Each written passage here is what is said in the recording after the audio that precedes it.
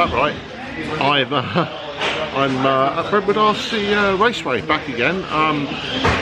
Doing a quick bit of admin before we start. Yeah, the last couple of videos that you'll see beforehand, they were filmed about 2 to 3 weeks before they went up this week.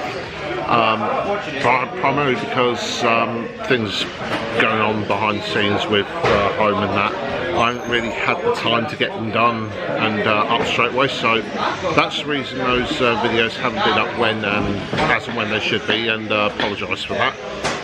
You may have noticed they were a little bit of a rush job. My voice was nowhere to be heard in those videos at all, but in the meantime, how's it going, guys? It's David Claydon from KZR Racing once again.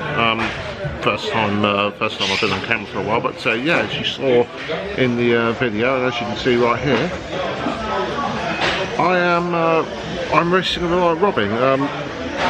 The meeting that we're at now is the main thing going on is for a team meeting. It's ongoing championship that they do, points championship. So all the guys doing the team meeting and that, they're also doing some of the other races as well, which include, as you saw, the Reliant Robin, the Back to Basics alloys, which a lot of the other guys will be racing as well. They just dismantle their old alloy and race that in a Back to Basic format. As yeah, you can see, there's no engine cradle or nothing. It's literally running off the ABS mounting points that you can see here. Just no plates or anything of that nature. So it's pretty much basic shows you can fit easily enough.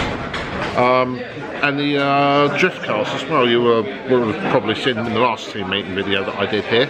But yeah, this coming to the meeting now, it is the first time that I've driven this Reliant Robin, or any Robin for that matter. It's the first time I've driven it, just to do a few test laps, make sure everything's worked properly. I want to do a thank you to Ian Noble as well, who sold it to me.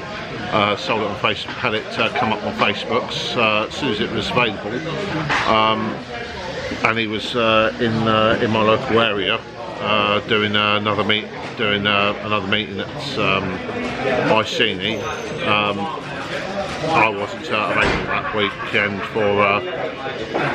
because I was visiting my mother. So, but he was in that local area at the time, so I snapped it up while he was down. I went and picked it up while he was down here, down where I lived, and yeah, we now have our Robin. But yeah, first time driving it, and it's going to be this whole. Don't expect a whole lot out of it, to be honest. For me, this one, it's going to be a whole new learning experience, because it is a completely different way of driving.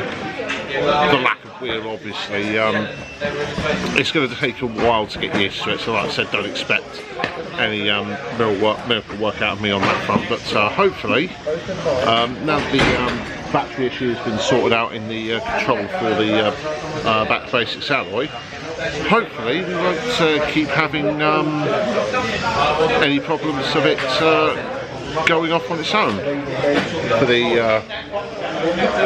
for halfway through the race. So fingers crossed.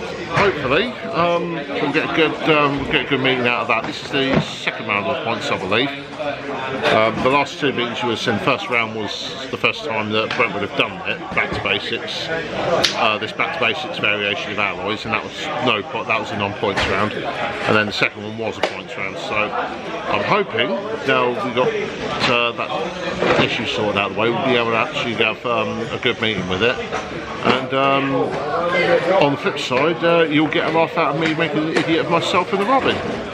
So without further ado, we'll get to the first race of whichever one we're doing, and see how we do.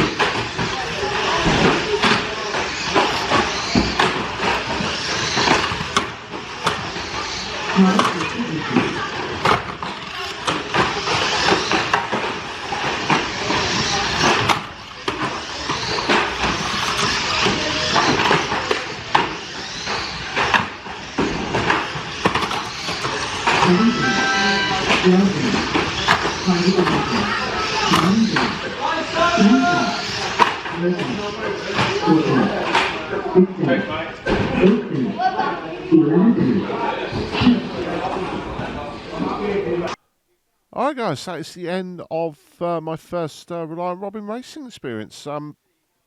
You probably would have seen me spinning out left, right and centre, but they are very difficult things to drive on the best of times, the Robins. But you might have noticed as well there was no back to basics bangers on the videos. But yeah, as you can see from the state of that shell, that happened after only the second race. It was crumpled beyond repair, and it was just not viable to fix anymore. I thought I could make it last the meeting, but yeah, with what happened to it, the pre-mentioned radio problems, the car taking off on its own and doing its own thing, it returned. It kept doing it. Not as bad as in the first race. I managed to get near the end of the race, but the second race it did it immediately, and it was I was a sitting target for most of it, and as a result, the shell got pretty destroyed. So there was not really much point in trying to salvage it anymore. It was done. But yeah, after the radio receiver problems, it was just not worth continuing. I say radio receiver now. I've gone through that whole thing, changing bits from back to front. I've changed the main battery in the car. I've changed the batteries in the controller. I've also put a power. I did have a power cap in it as well for the steering receiver, but yeah, none of it's worked. The only thing it is the receiver. The receiver itself. It may be just the controller and receiver is just not the best one for it, because it is the metal shell and the also the metal building as well, because it's a metal it's corrugated steel shed that we're racing in, so all the metal around may not be doing wonders for the signals. So I don't know. It's something I've got to look into. But anyway, guys, if you did enjoy this video, do feel free to leave a like and share this video around. It really does help. Subscribe to the channel and turn on notifications so you don't miss any of these videos. I'm David Claydon of KZR Racing, and I will see you next time. Goodbye.